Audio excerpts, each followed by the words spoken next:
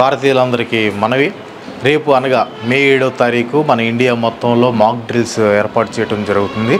In case Pakistan మన మీద attack చేస్తే మనల్ని మనం ఎలా డిఫెన్స్ చేసుకోవాలి అనే దానికోసం ఈ మాక్ డ్రిల్స్ కండక్ట్ చేస్తున్నాం. దయచేసి భారతీయులందరూ దీనికి సహకరించాల్సిందిగా కోరుతున్నాం. జై హింద్. రే మామ, రేపు మాక్ డ్రిల్ అంటారా? అవునా? పాకిస్తాన్ మన మీద అటాక్ చేస్తే మనల్ని మనం ఎలా డిఫెన్స్ చేసుకోవాలని నేర్పిస్తారంట. అవునా? నేర్చుకుందాం, అన్నీ నేర్చుకుందాం రా, మనం కాపాడుకుందాం. యా, ఇండియా వాళ్ళు ఏదో మాక్ డ్రిల్ చేస్తున్నారా, మనం ఏదో యుద్ధం చేస్తామని చెప్పేసి ప్రిపేర్ అయినట్టున్నాడు మాక్ డ్రిల్. అదంతా ఏం లేదు సార్, మనం అంటే భయపడ్డాడు. నువ్వు పెద్దగా అరువు, వాళ్ళు చూసారనుకో. మాకేదో ఎనకొని కొడుతుంది సార్, తేడా కూడా అనిపిస్తుంది. నీలాంటి తేడా కోలకంతా తేడాగానే కనపడిద్ది. ఇప్పుడు మనమేం వాళ్ళ మీదకి యుద్ధం చేయట్లేదు, వాళ్ళు మనం అటాక్ చేస్తామనే ఇదిలో ఉన్నారు. కాబట్టి మనం అటాక్ చేయకుండా అట్టే ఉన్నానుకో, వాళ్ళు మన జోలికి రారు. ఒకవేళ వచ్చారనుకో వాళ్ళ సంగతి తెలియదురా నాయనా. ప్రస్తుతానికైతే మనం సేఫ్. వాళ్ళు మాక్ డ్రిల్ చేసుకుంటారు, ఏ డ్రిల్ చేసుకుంటారు, వాళ్ళ ఇష్టం. వాళ్ళు ఏదో మన ప్రశాంతంగా ఉన్నాం, మనం సేఫ్ చేయడం. నువ్వు రైల్వే మినిస్టర్ లాగా ఉండు. న్యూక్లియర్ వెపన్లు, గీక్లియర్ వెపన్లు, లక్ష్మీ ఓట్లు ఇవన్నీ నీకెందుకు? సార్ నేను మా అత్తారింటికి వస్తా. నువ్వేమో ఆలోచించురా నాయన, అత్తోరింటికి అంటున్నావు. సర్లే, ఈరోజు నైట్ గుండే చేసేసి రేపు వెళ్ళండి, ప్రశాంతంగా ఉండండి, సైలెంట్గా పడుకుందాం పండి. Sir sir sir sir India వాళ్ళు అటాక్ చేస్తున్నారు. ఇండియా వాళ్ళు అటాక్ చేయటం ఏందిరా? మాక్ డ్రిల్ అన్నారు కదా.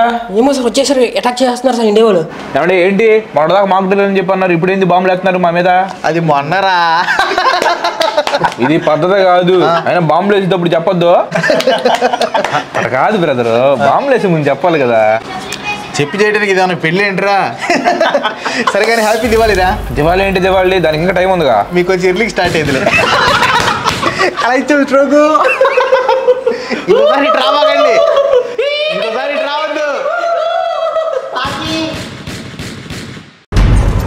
I'll find you through the dust and the storm.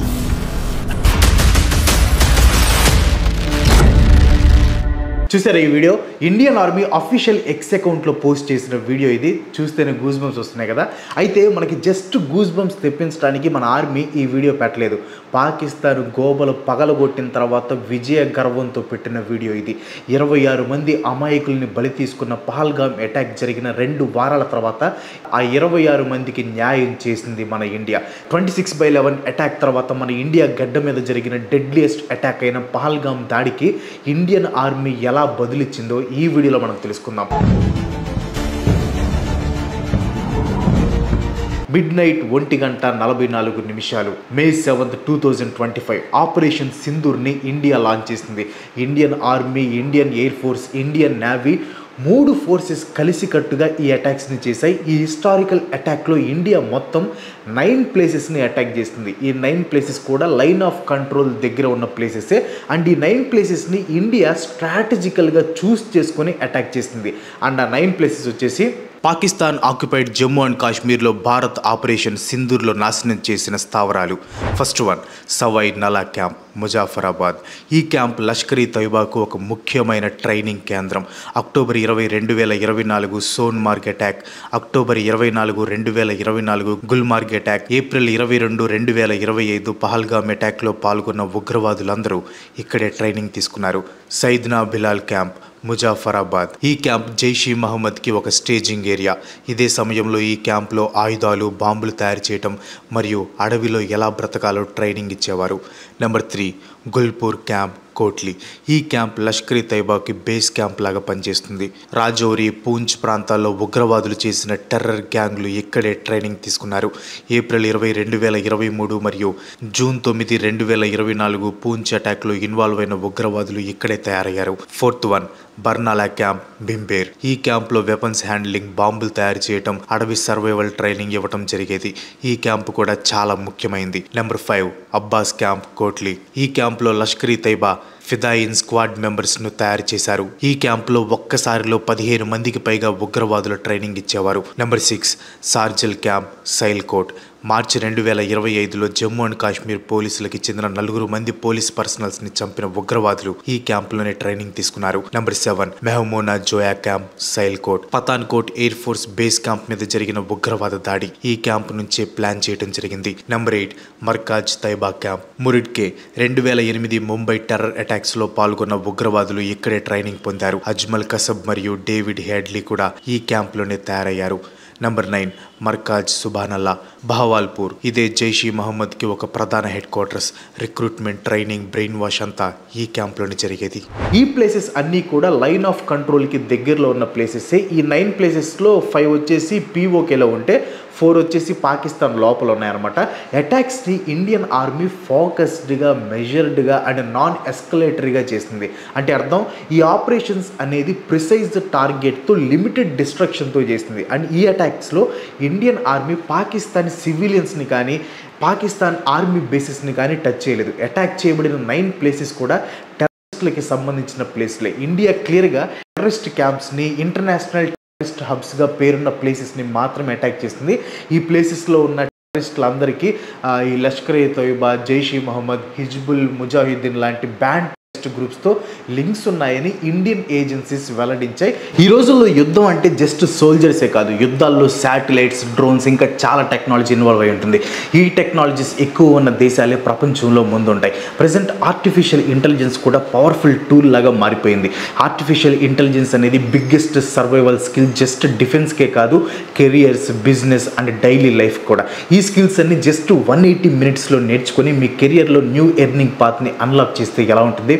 దానికోసం మిమ్మల్ని completely free 180 minutes AI training ప్రోగ్రామ్కి ఇన్వైట్ చేస్తున్నాను. యాక్చువల్గా దీని వాల్యూ వచ్చేసి 10,000 రూపీస్ అనమాట. బట్ మన వ్యూవర్స్కి ఈ 180 మినిట్స్ ఏఐ క్రాష్ కోర్స్ అనేది కంప్లీట్లీ ఫ్రీ. బట్ దీంట్లో ఓన్లీ 1500 సీట్స్ మాత్రమే ఉన్నాయి. ఇది world's first AI focused crash course అనమాట. దీన్ని top AI investors and pioneers conduct చేస్తున్నారు. దీనికి సంబంధించిన లింక్ వచ్చేసి కింద డిస్క్రిప్షన్లో పిన్ చేసిన కామెంట్స్లో ఉంటుంది.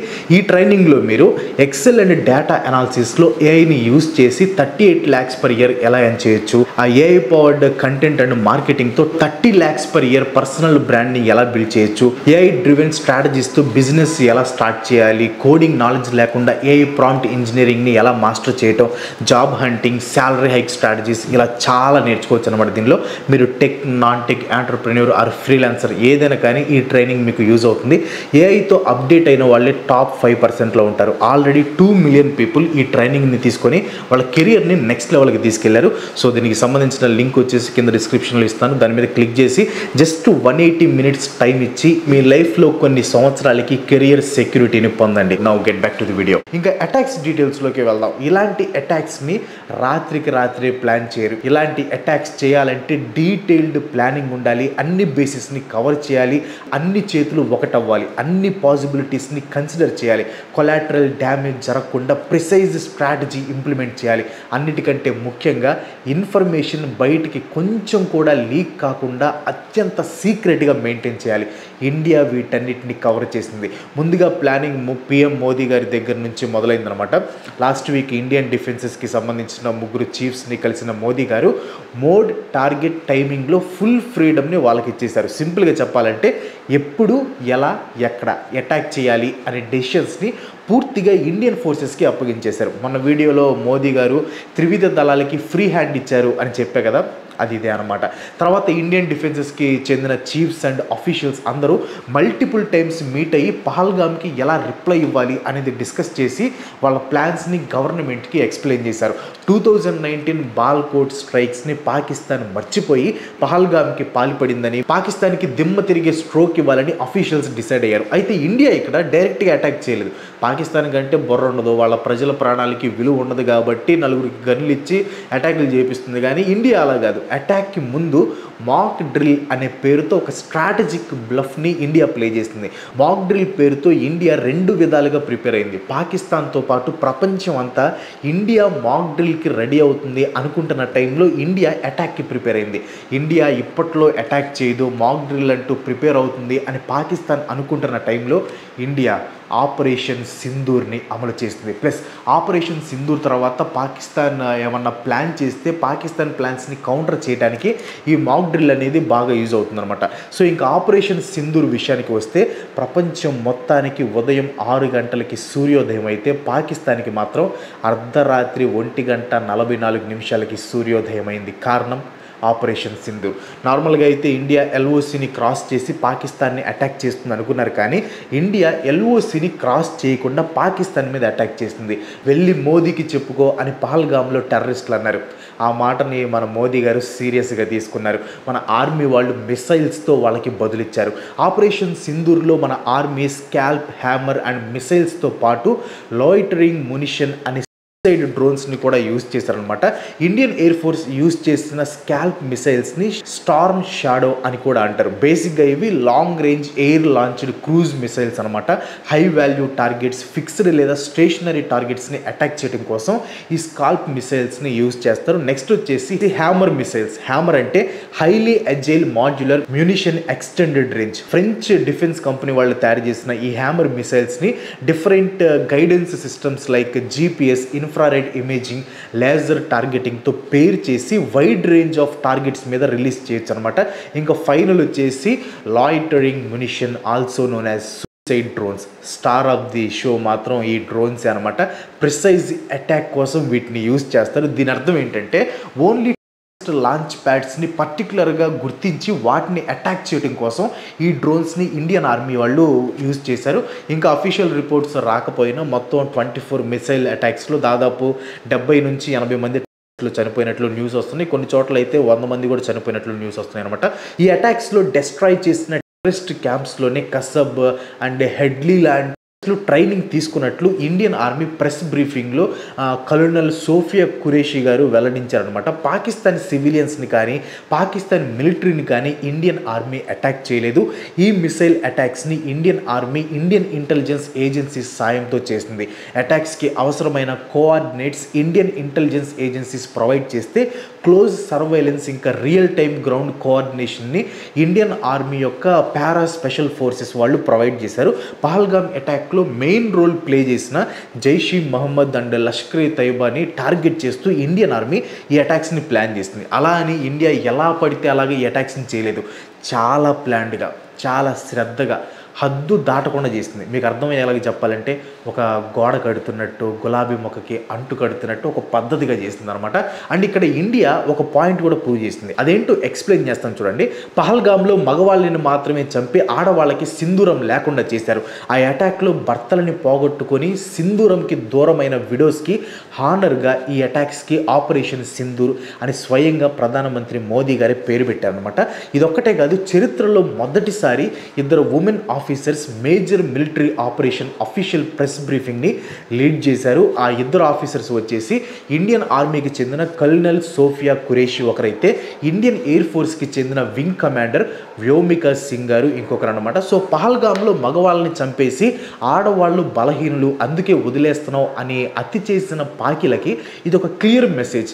అటాక్స్కి సింధూర్ అని పేరు పెట్టడం, ఉమెన్ ఆఫీసర్స్తో అఫీషియల్ బ్రీఫింగ్స్ని ఇచ్చి జెండర్తో సంబంధం లేకుండా మీద పోరాటానికి ఇండియా రెడీ అండ్ పాకిస్తాన్లా కాదు, ఇండియాలో సెక్యూరిటీ స్ట్రాటజీ కమ్యూనికేషన్లో ఉమెన్ కీ రోల్ ప్లే చేస్తారు అని ఇండియా ఈ పాకిగాళ్ళకి క్లియర్ మెసేజ్ పంపింది. సో ఇప్పటిదాకా ఒక క్లియర్ కట్ స్ట్రాటజీతో మాక్ డ్రిల్ అని పాకిస్తాన్ని డీవియేట్ చేసి వాళ్ళు అసలు ఇమాజిన్ కూడా చేసుకోలేని టైంలో పాకీలకి జాకీలు జారిపోయేలా చేసాం అని చెప్పుకున్నాం కదా. ఇప్పుడు మనం ఈ అటాక్ చేసిన తర్వాత పాకిస్తాన్ రియాక్షన్ ఏంటి, మన రియాక్షన్ ఏంటి, నార్త్లో అంటే నార్త్ ఇండియాలో ముఖ్యంగా జమ్మూ అండ్ కాశ్మీర్లో తీసుకుంటున్న సెక్యూరిటీ అలర్ట్లు ఏంటి అనేది చూద్దాం.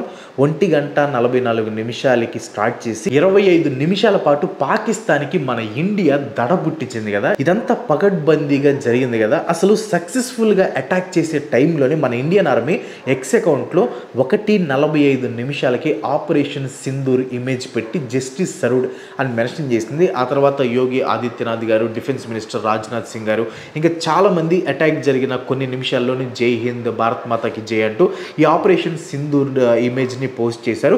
ఇదే టైంలో పాకిస్తాన్ గవర్నమెంట్ కూడా రెస్పాండ్ అవుతూ మా మీద ఇండియన్ ఆర్మీ అటాక్ చేసింది అని ఒప్పుకుంది. బట్ కేవలం 5 ప్లేసెస్లోనే అటాక్ జరిగిందని చెప్పింది. అది కూడా ఇండియా అటాక్ చేస్తుంది ఉగ్రవాదుల మీద కాదంట, అమాయకులైన సివిలియన్స్ మీద అంట. ఇండియా అటాక్ చేసిన ప్లేసుల్లో అసలు ఉగ్రవాదులే లేరు, అందరూ అమాయకులే అని వాదిస్తుంది. అసలు మా దేశంలో ఉగ్రవాదులే లేరు అని ప్రపంచాన్ని నమ్మించడానికి ట్రై చేసిన దేశానికి ఇప్పుడు అబద్ధాలు చెప్పడం ఒక లెక్క చెప్పండి. ఇక్కడ ఈ పాకిగాళ్ళు చెప్పుకుంటున్న ఇంకో న్యూస్ ఏంటో తెలుసా, వాళ్ళు మన 5 ఇండియన్ జెట్స్ని నేలమట్టం చేశారని, దానికి రిలేటెడ్గా ఒక జెట్ కాలిపోయిన ఇమేజెస్ని కూడా స్ప్రెడ్ చేస్తున్నారు. అలా స్ప్రెడ్ చేసి సునకానందం పొందుతున్నారు అనమాట. దీనికి మన ఇండియన్ ఆర్మీ కూడా రెస్పాండ్ అవుతూ సోషల్ మీడియాలో షేర్ అవుతున్న ఇమేజెస్ అన్నీ కూడా పాతవి, అవి ఇండియాకి రిలేటెడ్ ఇమేజెస్ కావు, సో వాటిని నమ్మకండి అని చెప్పేశారు కూడా. సో ఈ అటాక్ జరిగిన తర్వాత పాకిస్తాన్ దీనికి రివెంజ్గా జమ్మూ అండ్ కాశ్మీర్లో మియాందర్ సెక్టార్లో పూంచ్ అనే ప్లేస్లో కాల్పులు జరపడంతో 3 ఇండియన్స్ చనిపోయారంట. ఈ పాకిస్తాన్ ఇలా వంకర మాటలు మాట్లాడుతుందని ఇండియాకి తెలుసు కనుక అటాక్ జరిగిన కొన్ని నిమిషాల్లోనే national security adviser Ajit Doval గారు యుఎస్ సెక్యూరిటీకి కాల్ చేసి ఇండియా అటాక్ చేస్తుందని, ఎవరిపై అటాక్ చేయాల్సి వచ్చిందని, దానికల్లా కారణాలు మొత్తాన్ని కూడా చెప్పారనమాట. అలాగే వెంటనే ఇండియా మిగతా కంట్రీస్ అయిన యూకే, సౌదీ అరేబియా, యుఏఈకి, రష్యాకి కూడా పాకిస్తాన్ మీద అటాక్ చేసిన విషయాన్ని బ్రీఫింగ్ ఇచ్చిందనమాట. సో నెక్స్ట్ పాకిస్తాన్ మన మీద అటాక్ చేస్తే వీళ్ళు మనతో ఉండే ఛాన్స్ ఉంది అని ముందుగానే వాళ్ళకి ఇన్ఫర్మేషన్ ఇచ్చి ఆ పాకిస్తాన్ పిచ్చి కోతలను నమ్మకండి అని చెప్పేశారు. ఇంకా కన్నింగ్ కంట్రీ చైనా మాత్రం ఒకవైపు పాకిస్తాన్కి ఆయుధాలు పంపుతోంది. ఇప్పుడు అటాక్ జరిగిన తర్వాత చైనా అసలు ఉగ్రవాదాన్ని ఎంకరేజ్ చేయదు, ప్రశాంతతని కోరుకుంటుంది, ఇండియా పాకిస్తాన్ గొడవలో సద్దుమణిగితే బాగుంటుంది అనే డబుల్ గేమ్ ఆడుతుంది అనమాట.